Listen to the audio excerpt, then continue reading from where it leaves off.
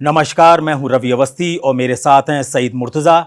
हम आपको बता दें कि इजराइल और ईरान के बीच में भले ही हमले ना हो रहे हों, लेकिन पीछे की तरफ से जो खुफिया एजेंसियां हैं, जो जांच एजेंसियां हैं, वो ऐसे ऐसे दावे कर रही हैं कि पूरी दुनिया में अभी भी हड़कंप मचा हुआ है। दावा किया जा रहा है कि अमेरिका और इजराइल के हमले के बावजूद ईरान का 400 केजी यूरेनियम जो है वो गायब हो चुका है। खुद अमेरिका और इजराइल की खुफिया एजेंसियां इसका पता लगाने की कोशिश कर रही हैं। एक तो खबर ये है। दूसरी खबर हम आपको इंपॉर्टेंट ये बताना चाहते हैं कि जिस टॉप कहते हैं ना जनरल को मारने का दावा इजरायली सेना ने किया था और नेतन्याहू ने किया था, जनरल कानी, वो बताया जा रहा है जिंदा हैं। और उनके बारे में ऐसी खबरें आ रही हैं इजरायली मीडिया की तरफ से कि बहुत से ऐसे भी जनरल हो सकते हैं, ऐसा कयास लगाया जा रहा है, कंफर्म नहीं है, हो सकते हैं कि वो जिंदा हों। तीसरी खबर हम आपको इंपॉर्टेंट ये बताने जा रहे हैं कि भले ही ईरान और इजराइल एक दूसरे पर हमला ना कर रहे हों, लेकिन गाजा की तरफ से एक बहुत बड़ा अटैक इजरायली सेना के ऊपर हो चुका है। और तीसरी इंपॉर्टेंट ये है कि इस पूरे गड़बड़ जाले के बीच में जो यूरेनियम गायब हुआ है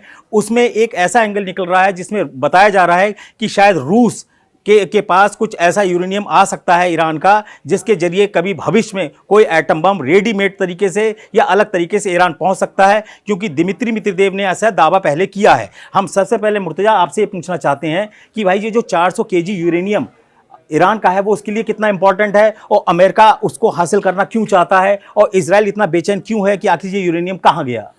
देखिए, जो 22 तारीख को जो स्ट्राइक हुई थी ईरान के फोर्डो साइट पर, तभी से उस स्ट्राइक के बाद से सवाल उठ रहे हैं कि वो स्ट्राइक कितनी कामयाब हुई। क्या ईरान का जो यूरेनियम था या फिर जो उसकी टेक्नोलॉजी, जो उसके इक्विपमेंट्स हैं, क्या उस पर असर पड़ा किसी तरह का? तो वो जो सवाल उठ रहे हैं, और ये सवाल ईरान नहीं उठा रहा है, ये सवाल अमेरिका की मीडिया उठा रही है, ये सवाल इजराइल में उठ रहे हैं, पूरे दुनिया में उठ रहे हैं कि आखिर क्या ईरान का जो परमाणु कार्यक्रम है, क्या उसे उतना नुकसान पहुंचाया जा सका जितना कि दावा किया जा रहा है ट्रंप की तरफ से। ट्रंप ने तो कह दिया है कि हमने मिटा के साफ कर दिया है और वहां अब कुछ भी नहीं बचा है, लेकिन अब 400 किलो जो यूरेनियम है उसे लेकर जो जेडी वेंस ने कहा है कि भाई 400 किलो यूरेनियम से उन्होंने तादाद बताई है कि इतने बम बनाए जा सकते हैं। अब उसे लेकर सवाल उठ रहे हैं कि क्या वाकई अमेरिका की स्ट्राइक जो है वो कामयाब थी या फेल थी, और अब 400 किलो यूरेनियम अगर वाकई बचा है तो कहां पर है?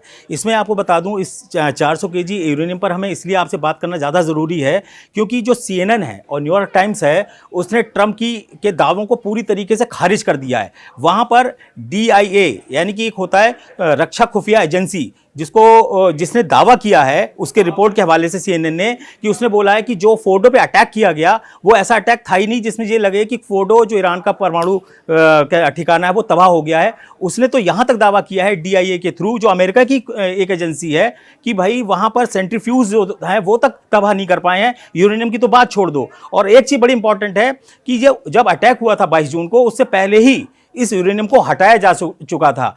यूरेनियम हटाया गया था, लेकिन यह नहीं पता चल पा रहा है सबको कि आखिर वो यूरेनियम गया कहां। इसीलिए बार बार ईरान रूस का नाम आ रहा है, ईरान से जोड़कर। रूस का सबसे बड़ा इंपॉर्टेंट ये है कि जो ईरान में न्यूक्लियर प्लांट्स लगे हैं उसमें रूस का बहुत ही बड़ा अहम रोल है। बुशर न्यूक्लियर प्लांट, जहां पर किसी ने भी अटैक करने की हिम्मत नहीं की क्योंकि वहां पे रशिया के साइंटिस्ट और वैज्ञानिक मौजूद थे।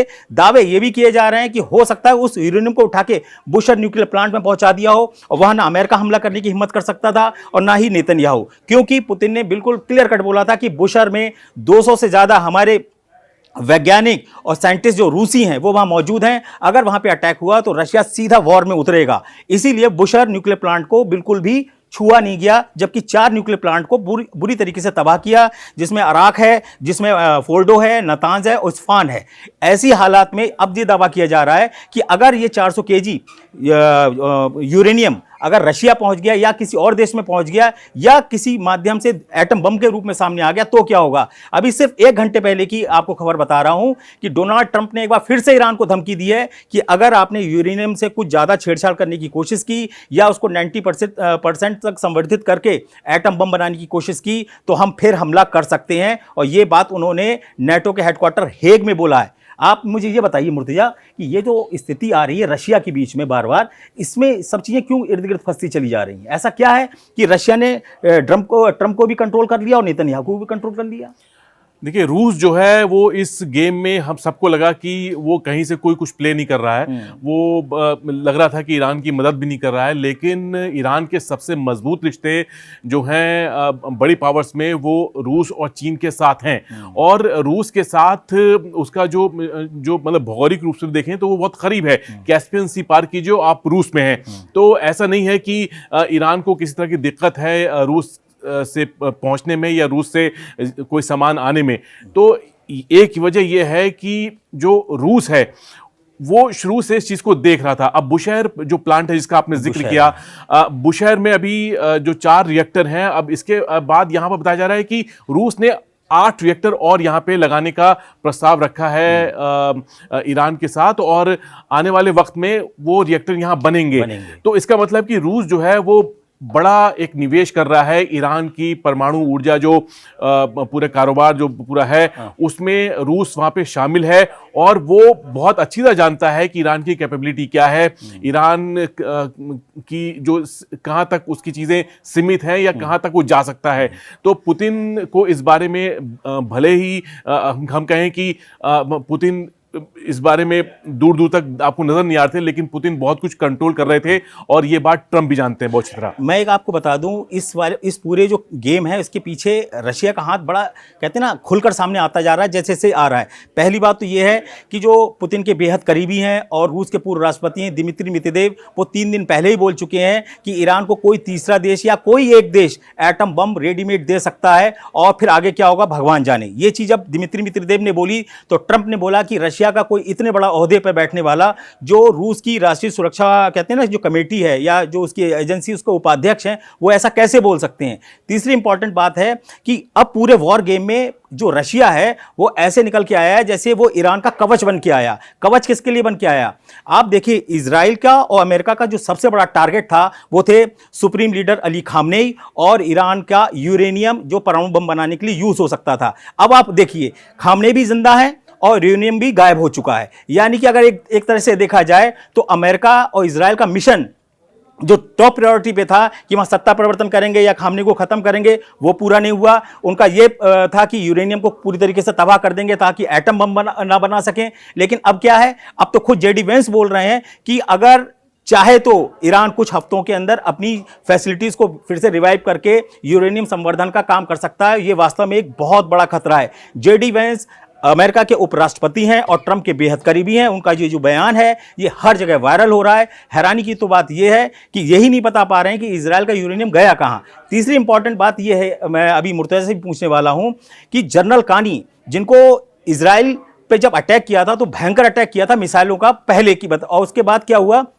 उनका नाम बोला गया कि भाई ये एक तरीके के मिसाइल मैन है, ईरान के जो मिसाइल के हमलों के माहिर हैं। उनके बारे में दावा किया गया था कि 13 या 14 जून को वो इजराइल के हमले में मारे जा चुके हैं। लेकिन अभी कुछ ही घंटे पहले या कहें 24 घंटे पहले पता चला है कि जनरल कानी जिंदा है। ये जनरल कानी की पूरी जो कहानी समझाइए, क्या चल क्या रहा है मिडिल ईस्ट की, में तो खबरें छाई हुई हैं इनको लेकर। देखिए, जो इजराइल ने दावा किया था कि उसने कई कमांडर मार दिए हैं ईरान के 13 जून को, उनमें एक इस्माइल कानी का नाम भी था। अब इस्माइल कानी जो है वो IRGC के कुछ फोर्स के चीफ हैं। इनको कासिम सुलेमानी की जब हत्या हुई थी बगदाद में, जो ट्रंप के ऑर्डर पे हुई थी, उसके बाद इस्माइल कानी को कमांडर बनाया गया था। तो ये बहुत अहम पोजीशन थी। और कुछ फोर्स वो ताकत है जो विदेश में, मतलब बाहर चाहे सीरिया हो चाहे हम और दूसरे देश में जो इनके ऑपरेशन होते हैं, चाहे वो ईरान की खुफिया एजेंसी हो, वो कुछ फोर्स अंजाम देती है, उसके सैनिक अंजाम देते हैं। तो हाईली ट्रेंड फोर्स है ईरान की, और इस्माइल कानी उसके कमांडर हैं। अब जब इनके आने का, बाहर आने की जो विजुअल्स आए हैं, जो तस्वीरें आई हैं कि जब ईरान में जश्न मनाया जा रहा है कि वो इजराइल से जीत गए हैं, ऐसे मौके पर कानी का बाहर आना और लोगों से मिलना, ये अपने आप में एक बड़ा मैसेज है। और ये अगर वो बाहर आए तो अपनी मर्जी से नहीं आए होंगे, ये ईरान की जो टॉप मिलिट्री लीडरशिप होगी उसने कहा होगा आप जाइए, मिलिए। और ये एक तरह से मैसेज है इजराइल को भी, अमेरिका को भी, कि आपका जो जितने आपके मिशन हुए हैं वो फेल हुए हैं या फिर पूरी तरह कामयाब नहीं हुए। पहला मिशन इनका था कि कमांडर्स को मार दिया जाए, लेकिन उसमें इस्माइल कानी अब आ गए हैं। दूसरा मिशन था इनका कि सलाहकार भी आ गए, आपने बताया था खामनेई की जो मेन सलाहकार शाम खानी जो है वो भी जिंदा निकले, वो भी घायल है। अब दूसरा था इनका कि परमाणु की मौत नहीं हुई। हाँ, परमाणु कार्यक्रम को खत्म कर दिया जाए। अब आपने जो बताया कि भाई जिस तरह वहां के यूरेनियम को लेकर सवाल उठ रहे हैं, तो दूसरा मुद्दा भी उनका फेल हो गया। तीसरा था कि बैलिस्टिक मिसाइल को खत्म कर दिया जाए। अब ईरान की बैलिस्टिक मिसाइल जो है वो अब भी फायर कर रहा है, और मतलब फायर उसने की है आखिरी दौर तक, और ये बताया है कि हमारे पास मिसाइलों की कोई कमी नहीं है। और ट्रंप ने इस बात को आज नेटो की जो मीटिंग के लिए गए हैं उस दौरान उन्होंने ईरान की मिसाइलों की तारीफ की है। उन्होंने कहा है कि इन मिसाइलों से ईरान ने इजराइल को बहुत बुरी तरह मारा है। तो ये ट्रंप की तरफ से इस तरह की बात आनी आपको क्या आई है? आपको क्या लगता है कि ऐसा उन्होंने क्यों बोला? मतलब कि क्या वो ऐसी मतलब कि बातचीत करते हुए बोल गए कि हमको कोई मकसद था बताना? देखिए, ट्रंप को लोग भले ही कहें कि वो बेवकूफ़ हैं, फलाना है, ढिमका है, लेकिन ट्रंप ना बड़ा स्मार्ट हैं। वो चीज़ों को डील करना अच्छे से जानते हैं। वो कुछ ऐसे बयान देते हैं जिसको लोग सीरियसली नहीं लेते हैं, अचानक वो ऐसा कुछ काम कर देते हैं, वो गड़बड़ होता है। इन्होंने मुर्तजा ने जो सवाल पूछा उसके पीछे का मर्म समझिए।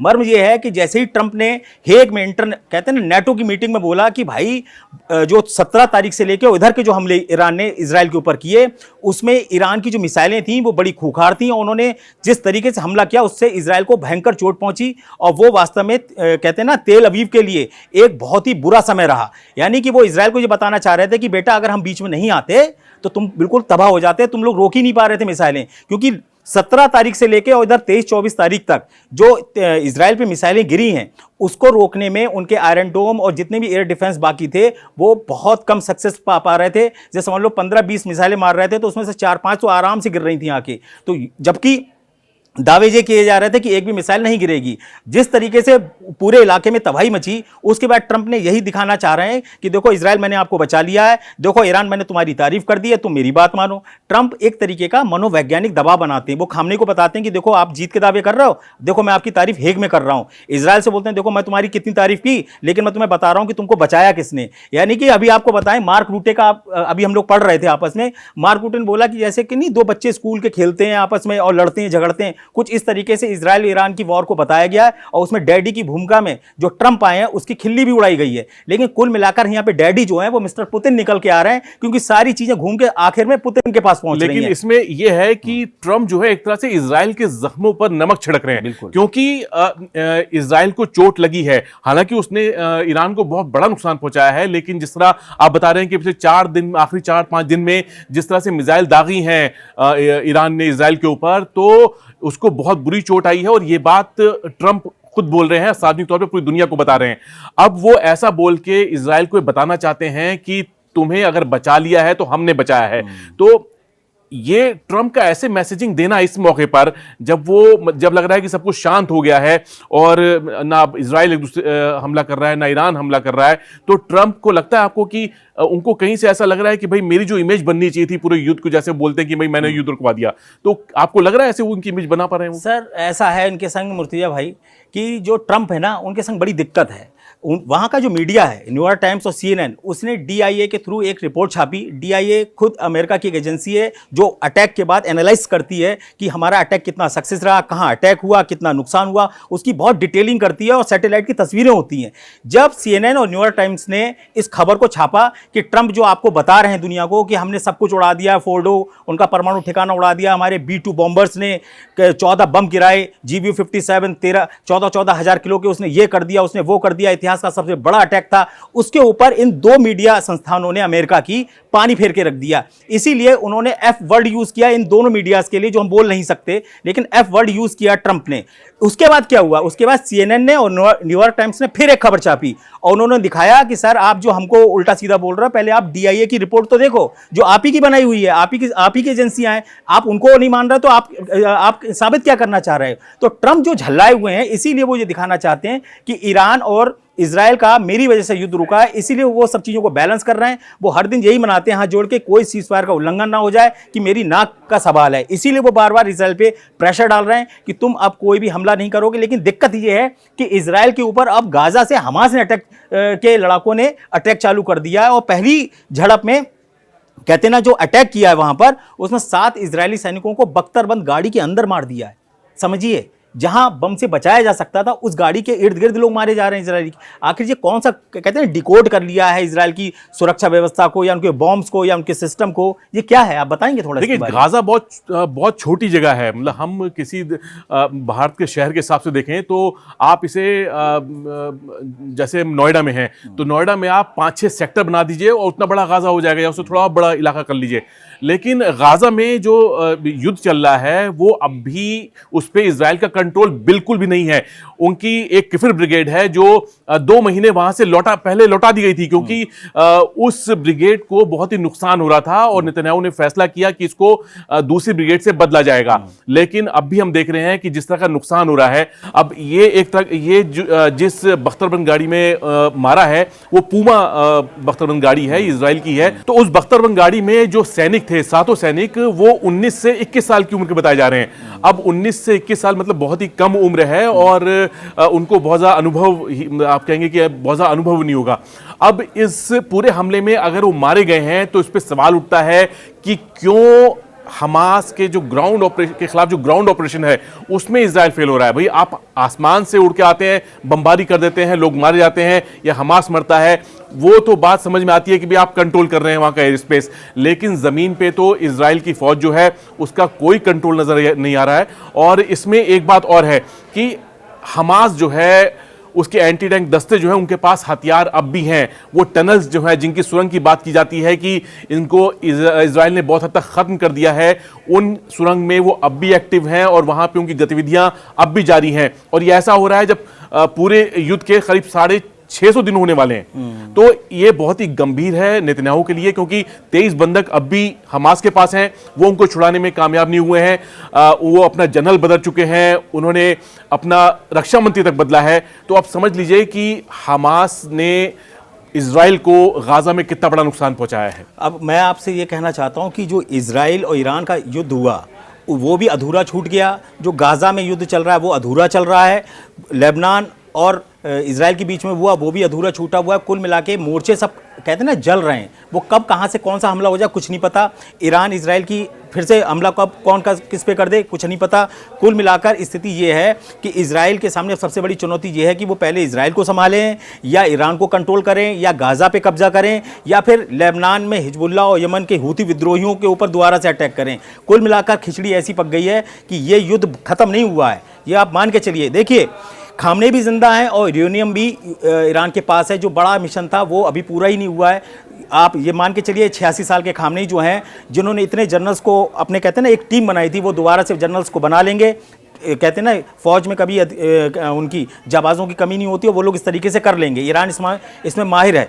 तीसरी इंपॉर्टेंट है कि अब ट्रंप क्या करेंगे। ट्रंप और जो हैं वो पुतिन के इर्द गिर्द घूमते नजर आ रहे हैं। पूरे मामले में अगर देखा जाए तो पुतिन जो है, ये रशिया जो है, उसने बहुत ही स्मार्टली पहले चीन को एंट्री कराई, फिर पीछे से खुद आया और उसने ईरान को एक ऐसी जगह पे पहुंचा दिया है जहां अब ईरान को सबसे ज़्यादा रशिया की ज़रूरत पड़ेगी। हर बड़े फैसले रशिया से ही पूछ के अब ईरान लेगा, क्योंकि ऐसी स्थिति आ चुकी है। विदेश मंत्री अब्बास अगारची वहाँ पे जाके मिल चुके हैं। कुल मिला के स्थिति ये है कि रशिया के हाथ में अब दोनों हाथों में लड्डू हैं। वो ट्रंप को भी समझाएंगे, ईरान को पे भी पूरा अपना कंट्रोल रखेंगे। और इजराइल जो है वो वास्तव में उसको डेंट पड़ा है। निश्चित रूप से उसने ईरान को बहुत तबाह किया है, बहुत भयंकर हमले किए हैं, बहुत तगड़ा नुकसान पहुँचाया है, उसके परमाणु प्रोग्राम को बहुत नुकसान पहुँचाया है। लेकिन याद रखिए कि बम जिंदा है, यानी कि यूरेनियम जिंदा है। अगर ऐसे 10 एटम बम का यूरेनियम उसके पास है तो आप समझ लीजिए कि रशिया उसको कितने स्मार्टली खेलेगा, क्योंकि उसके जो बयान आए दिमित्री मित्रदेव के, उससे तो ट्रंप बहुत ज्यादा घबराए हुए हैं। एक पॉइंट हम लोग बात करना मेरे ख्याल से हमें करनी चाहिए, वो है यूक्रेन का। हमने सारे वॉर जोन के बारे में बता दिया, हमने यमन,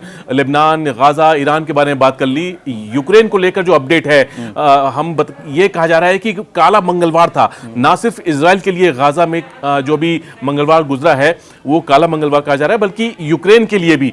और सबसे खास बात यह है कि जिस दिन ज़ेलेंस्की निकले नीदरलैंड्स जाने के लिए, उसी दिन पुतिन ने बड़ा हमला किया है और निप्रो शहर के ऊपर इतनी मिसाइल दागी हैं, इतने ड्रोन मारे हैं कि वहां पर 26 लोगों की मौत हुई है और करीब 300 लोग घायल हैं। अब रवि, आप तो यूक्रेन की चीज़ों को बहुत अच्छी तरह समझते हैं। ये जो यूक्रेन में मौजूदा जो हाल है, आपको लगता है कि पुतिन ने इसका फायदा उठा लिया जब दुनिया या ट्रंप है ये ईरान में बिजी थे? देखिए, आपको बता दें, आज की तारीख तक मैं आपको बता रहा हूँ 1217 दिन रूस यूक्रेन जंग को हो चुके हैं। समझ लीजिए, अगर ईरान युद्ध नहीं रुकता और ज़्यादा बढ़ता तो रशिया की स्थिति बहुत ख़राब हो सकती थी। अब उसने रशिया को शांत कर दिया है, इजराइल को कहते हैं ना दिमाग सारे ठंडे कर दिए हैं। ट्रंप को कह दिया कि भाई देखो, तुम्हारे जो हमले हैं वो नाकाम हुए हैं, हम उस पर अभी खुल कर बोल नहीं रहे हैं, तुम्हारी पोल नहीं खोल रहे हैं। अब वो यूक्रेन पर जो अंधाधुंध हमले कर रहे हैं उसका फ़ायदा रशिया को पूरा मिलेगा। और पुतिन ने अभी हफ्ता भर पहले बोला है कि जहाँ जहाँ रशिया के रूस के सैनिकों के पैर पड़ेंगे वो सारा इलाका यूक्रेन का हमारा है। यानी कि अब उनकी मंशा 5 इलाकों पर नहीं रह गई है, अब वो चाहते हैं कि वो पूरे यूक्रेन पे कब्जा कर लें, और इसी मिशन के साथ वो अब आगे बढ़ रहे हैं। और मुझे लगता है कि ट्रंप ने कुछ ना कुछ तो पुतिन के साथ बड़ी डील की है। यही वजह है कि ट्रंप हर बात में पुतिन की हाँ मिला देते हैं। जैसे ही पुतिन ट्रंप को फ़ोन करते हैं, उनकी हर बात में हाँ मिला देते हैं। इसका बहुत ही सिंपल है कि उन्होंने यूक्रेन से 500 अरब डॉलर की अपनी डील पक्की कर ली है। बाकी यूक्रेन जाए भाड़ में। ट्रंप जो थे हेग में जेलेस्की का चेहरा नहीं देख रहे थे, जेलेस्की ने तो अपना सिर ऐसे कहते हैं ना बिल्कुल फिक्स कर लिया था, ना ट्रंप की तरफ देखा ही नहीं। लेकिन जेलेस्की ने ट्रंप की तरफ देखा ही नहीं। लेकिन मुमकिन है कि दोनों को 28 जो फरवरी की मीटिंग याद आ रही हो। हाँ, हो सकता है, जब ओवल ऑफिस में दोनों मिले थे और दोनों की तकरार जो है पूरी दुनिया ने देखी थी। जेलेस्की के संग ये भी हो सकता है कि उनको लग रहा हो कि इनसे क्या बात करें, हर बात तो पुतिन तय कर रहे हैं, ट्रंप से बात करने का फायदा क्या रहेगा। अच्छा, लेकिन ट्रंप के जाने की एक बहुत बड़ी वजह जो थी इस बार नेटो में, वो ये था कि नेटो कंट्रीज का जो बजट है वो बढ़ाया जाए, और सब इसमें राजी हो गए हैं कि इसको 5% किया जाए।